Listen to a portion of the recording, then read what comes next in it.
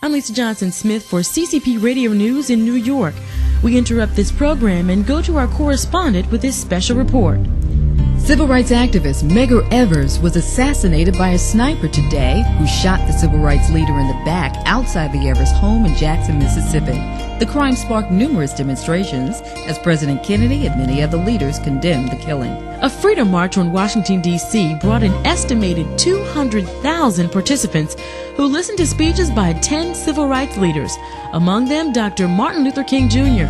Dr. King told the masses, "I have a dream," describing a U.S. free from divisiveness, hatred, and injustice. A church bombing in Birmingham, Alabama today left 4 young black girls dead. The fatal attack on the 16th Street Baptist Church sparked further violence in the city, leaving 2 more dead and 19 injured. We now go to our correspondent Donna Wilson in Atlanta. President John F. Kennedy was assassinated today while riding in a motorcade in Dallas, Texas. He was pronounced dead at 1 p.m. 3 young civil rights workers were found murdered and buried in an earthen dam on a farm outside Philadelphia, Mississippi.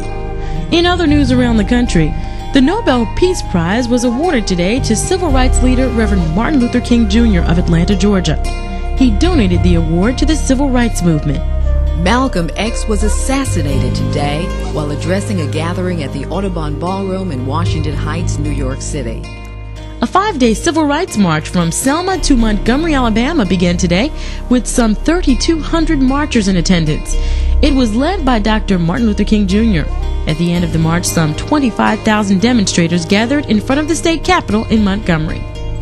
We now go to our correspondent Everton Bailey in New York.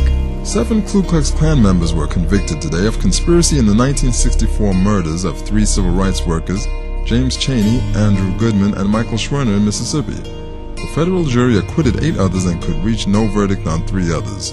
Dr. Martin Luther King Jr., a leading advocate of nonviolence, was assassinated today at the age of 39 by a sniper in Memphis, Tennessee.